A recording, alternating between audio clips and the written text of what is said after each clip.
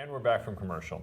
So, Doug, am I right in kind of describing what you're trying to do? Is you now have a new website talking about what you call fitness medicine? Is that what you've kind of it's been titled on? That's what the web designer made out of it. So is this are you gradually trying to take on more like consulting type stuff, trying to expand? I'm just trying to monetize that sort of activity of a hobby gone wild a little bit better than what the bodybyscience.net was, just to kind of keep fanning the flames of keeping the book, in the sub 5,000 range on Amazon, because that now results, twice a year a nice little royalty check comes along, and just kind of keeping it alive. I just don't want to let it just peter out. And, Sure. So that was there, but this is more to engage people in, phone consultation, and if you need help setting up a facility or business advice and doing that sort of thing, equipment selection. You've been on a podcast lately, so it seems like that might have been helpful. I mean, or like getting kind of spreading out and yeah. I mean, you do one of those, you got to clear out the email. I got the emails scheduling software kind of thing. It's like, okay, clear that slate, get ready, and then a bunch of phone consults and stuff will come in. That's great. That's great. So interesting about keeping it alive, though. Skyler and I were talking last night. There's a franchise, I think it was based in Tennessee or so. Mm-hmm. 7-minute workout once a week. Okay. In a small studio, a piece of equipment where you can do a leg press, a chest press, a row, and then there's like a multi-piece, computer tracked with vibration plates. That's part of the 7 minutes. Okay. Yeah. And so they got your book, and they're trying to franchise, basically your model. Your model. That's right. Plus a vibration plate. Like it's like Dumb and Dumber, where it's like like you can't have a workout in 6 minutes. Or 7-minute abs. That's funny, and it's right. Because we're kind of talking about how there seems to be a move towards trying to. I don't know what. There is an element. There's something about a sweaty underground nasty gym that is just like a lot of. If you've ever trained in a powerlifting gym, it could be bad for your back when it's all said and done, but you feel like you're 10 times stronger just because of the environment. But simultaneously, get like a clinical. If you're appealing to the public, these people know what they're doing. They're dressed appropriately. There are computer monitors, so I can see how they can sell that 7-minute workout idea to a number of people. Well, I guess we'll see. I think we're ripe for a backlash. Well, there's that, and plus. But I don't know that the clinical, I don't know that going to the dentist's office for your workout, how well that works. Right. I think I think consumers still, even though they may say, well, I have to do this for my osteoporosis, I have to do this for my joints, they may say that, but I still think it's got to be, it can't be overly clinical experience. My place looks like somebody's living room. Yeah. I deliberately do not have rubber mats on the floor and cinder block walls. It's deliberately a carpet and some pictures or whatever on the walls, a paint job, because they still have to voluntarily show up, 1, 2, or 3 times a week. Yeah. And if it's with the dentist noise and everyone's all buttoned up, I haven't seen that work. Let's put it that way. Yeah. I think the closest you can get is like the khakis and like the collared shirt. Like you almost look like a golf pro. Which is pretty much my attire. Yes. Right. And it's funny that you kind of. So do those battle ropes? You still have those battle ropes? I do. Did they tear up your carpet? They don't. Okay. They don't. First of all, my equipment will never wear out because people use it under control. Right. So the battle, I looked at so much stuff in fitness, the hype is so over the top, you can't help, like again, in the HIIT influence community, the hype is so over the top, you can't help but really lash out against it. Sure. But there's maybe, 1 or 2 valid uses for the piece. Sure. So with the ropes, I don't have there people slamming the rope and throwing the rope and all that stuff and playing tug of war with the rope. Oh. They do like an alternating sort of a wave. Yeah. So each arm is doing this and it's in a rhythm, and I do it for 30 seconds. And the last 10 seconds I tell them go faster. So it's like a set. Yeah. And there's no weight pushing back on them. No. So it's a little bit of a metabolic workout for the upper body. I don't have to worry about it pushing their, I don't have to worry about whether they go back too far, because when they stop, the ropes stop. Right. But that's the only thing we use it for. Yeah. One exercise. Yeah. Yep. And I have a lot of stuff in the studio I have to do one exercise. Yeah, we have a piece like that at our Rosedale facility that it's, we call it the 360. I actually forget who manufactures it at this point. 'Cause you see it, it's just, that's the 360, that's the 360. It's almost like calling, any tissue Kleenex. You just say that's the 360. And it's got 3 pistons on it, and it's meant to be like used for all this upper body stuff. It's just concentric resistance. We kind of use it like it's a self-limiting exercise, like 30 seconds, let's go. And then so they're able to exert very high intensity. Motor units start dropping out and they start slowing down. They inherently are self-limited. Nothing's going to fall on them. And it's like, all right, now let's go do the real work. You felt like you've been worked out. Now let's go do a pull down on the ARX. Now let's go do this. It says something for their head at the beginning of the workout. And in all of this stuff too, like again, I wasn't part of Super Slow Guild or anything. If you can fit it in a half hour and it's not harmful, why not? Yeah, right. Because as everyone's come to the same conclusion, a lot of things work. Sure. And Yeah, well, here's the biggest conclusion is everything works. Because skeletal muscle is the most plastic, adaptive tissue that was ever on the face of the earth. Right. That's why there's so many different opinions about how to do it, because it all works because it's adaptive tissue. Well, that plasticity, I've always kind of told clients, and you can kind of either confirm or deny what I tell them. I go, this is why most injuries are not muscular. It's like connective tissue in nature, or the joint itself. It's because the muscle tissue is so plastic. It's rare that like the bicep tore in the middle, right? Yours was a tendon rupture, right? Yeah, it's a tendon at the end. Like nobody's tearing down the center. Well, there are pec avulsions. Interesting. I had a conference. I say nobody. I'm being slightly exaggerating, but it's rare. Slightly, but powerlifting injuries. You see a lot of where they avulse the pectoral right in the middle. I wonder if that's natural or like supported, like the shirts that give them like elastic power. I don't know, but I used to work with an orthopedic surgeon who did a talk for me, and he had I forget who it was. It was a power lifter in the early '90s who had avulsed his pectoral, and he had done the surgery. Yeah. So he had powerlifting pictures of him, and he had surgery pictures of him, and it was. The interesting thing is when you ferret out really what happened with this or that injury, it is usually a lot more about the biomechanics and the position you were in than it is about exactly the manner in which you were doing it. Sometimes it's a combination of the two, but you got to get in a pretty bad orientation to really bring that kind of harm on. Well, you think or no? I'm thinking of some of the injuries I'm going to refer to tomorrow.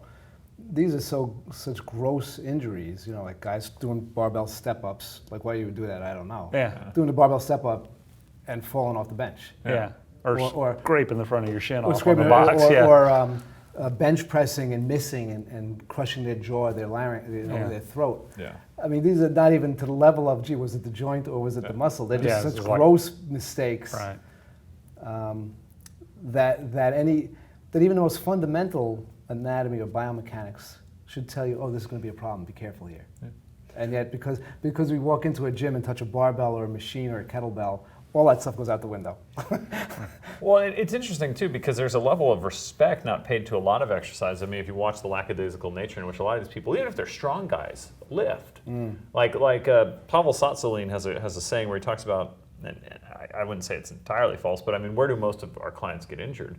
Away from the gym, doing something that you're looking at, like something they don't respect. Like I'm reaching in the back of my car for my purse and I pulled my shoulder, and it's like, well, why did this happen? I've lifted all this weight. I go, because you don't lift weight back here in this terrible compromised position, and you thought you could just lift up your giant ass purse, and everything would be okay. And so there's an element of, if nothing else too, that comes out of it is this idea of perhaps again to a fault is respecting what you're doing. If inherently you're slowing down, you're being forced to pay attention to the process a little bit more, and you increase your margin of error. Just especially as you're getting stronger and stronger and stronger, that's definitely a helpful thing.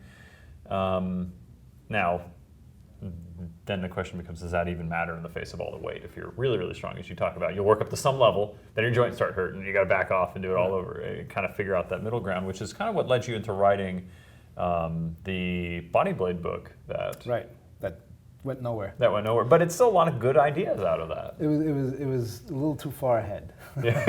a little too far ahead, because I wrote stuff about the body blade. I included the rope in there, and again, a couple of things. Each of these devices, they're not complete 100% useless. Right. There's one or two things they do really well. Right. And frankly, wanting to figure out what those one or two things are is really a marketing call on my part. Yeah. Because when I opened up, I had just weight training machines, just nitro and dumbbells and such. And invariably, someone would come in, oh, do you have a treadmill? And I would launch into the typical hit response to that question. Eyes glaze over. Lost a customer. Gone. Yeah. So I said, okay, this is not a good idea. So I got a handful of cardio ergometers. And then, oh, do you have functional training equipment? No, but gone. So finally I said, okay, forget this. Yeah. So now I have, I have a BOSU, I have a body blade, I have ropes, I have A of everything. Yeah. So now the answer to the question is yes, I have it, yes, I have it, yes, I have it. We're going to do it the way I decide we're going to do it. Right. But yes, I have it. Yeah. And now it's no longer a thing. So that really stems from a marketing concern, because I never thought that hit approach of giving the prospective client a lecture why what they just asked is stupid. I didn't think that was a winner. I just didn't, intuitively, it didn't work for me. Yeah. It's interesting. I always kind of taken the stance of like, you don't go into a steakhouse asking for pizza. I've used that analogy many times. Right. So, but at the same time, times. I get your point where if it's a situation of, because when I worked at Champions all those years ago, invariably the people paying for personal training, what would they do? They'd come in, they'd grab their silly blue towel, and they'd get on a bike or on a treadmill and just do it until coach was ready to train them. Like it was almost like getting up and brushing their teeth in the morning. Like it was the thing that they had to do before they worked out. And then when you remove some treadmills, all of a sudden they were like, they knew it didn't do anything for them. They knew it wasn't the real workout, but all of a sudden they were just like, but where did they go? Why can't I do them anymore? Like it was just some weird twitch in the back of their head. Yeah, in commercial places like that, there's just so much ritualized behavior going on. And I think a lot of people do it just because it's so imbued into our public consciousness that that's a good thing to do. It's like recycling. Why is that good? Right. But, I think, right. And I was just like, it's all nice, it makes me feel good, and that's what I'm going to do. Well, that's funny too, because I was floating that question to when I was selling the ARX. Someone was like, I really like doing my cardio. I go, well, why do you have to do cardio? Because I have to do cardio. Like it's like, what's the zeitgeist behind it? And finally, her husband's like, she likes doing stuff with her friends. I go, oh, okay, that's cool. You can use this and do more of that. Like, like as soon as I understood why she wanted to do it. See, and I wouldn't even bother picking at the question. Yeah. I wouldn't even butt heads on the question. Yeah. Oh, I was just trying to find her motivation, why she thought that she needed to do that. And we're in Austin, fortunately. People are going to go out and do that anyway. So my whole thing is like, dude, this is foundational strength. You're building the strongest damn foundation you can. Go do whatever you want with it. Not everybody's so lucky to have that, though, that infrastructure for that. Like in New York in health clubs, you would coached, be ready for when the person asks if you have a pool. Because invariably the person, it's very interesting, whether it's New York health clubs or even I find it in the studio, even though people want to make a change in their own behalf, this change, starting working out, is going to improve their life. It's going to be better for them. But it's still a change to the status quo. Yeah. And so they look for, and I'm deviating into sales think or marketing think, but they look for any reason not to upset the status quo. So people would come in and say, do you have a pool? And if you didn't, oh, thank you, I really wanted a pool. And so one sales guy said, he turned around to him and said, they're off the hook. Yeah. That's right, they don't have to make this change. Right. And so one sales guy turned around and told everybody to listen. Ask him, oh, how much do you swim? And then most of them were going to say, oh, I don't swim, I just thought it'd be nice to do. And then he can steer it the way he wants. Nice. Yeah. So it's very interesting that even though this is, first of all, I don't think you have to convince any consumer that there are benefits to exercising regularly, whatever the form, the modality is. You don't have to convince them; they know. But it's still a change in routine. Yeah. or their comfort level, even though it's an unhealthy comfort level and it's only going to benefit them. Any excuse. Oh, do you have BOSU? No. Oh, well, you don't really need. I really want to work on a BOSU. I used to find people would come up and they would blurt out, "What does it cost?" And I would watch a receptionist say it costs $40 a session. Oh, thank you. Yeah. I'm like, something's wrong here. So one day, someone comes up, "What does it cost?" And I, boom. Knock the receptionist out of the way. I say, "Oh, let me get you a fee schedule. Have you worked with a trainer before?" And I wasn't being deceitful. I was just trying to get past that question. I was going to tell her what it costs. Because buried in the question is getting off the hook. Right. Like we talked about before. Yes. Yeah. Have you worked with a trainer before? And invariably, that got the person talking about whether they did or they didn't and what problems they were having. And now the question in their head, you can almost see the gears turn, was, can I afford this, to how can I afford this? Yeah. Again, because you know what? They don't know the vocabulary to say, how's this going to help me? So they fall back on, what does this cost? Because it's an easy no, and they don't have to make any changes. Yeah, that's right. We're going to take a quick commercial break. We'll be right back.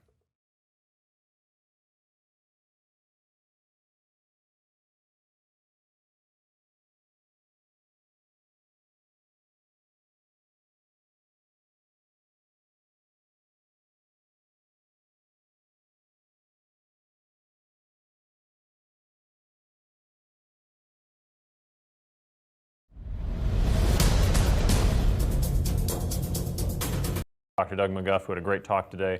To my left, Bill DeSimone, who's been training people about as long as I've been alive. Yeah, as long as I've been, and based on talks yesterday. So what we're going to do is as a point of interest, 10 years ago, roughly,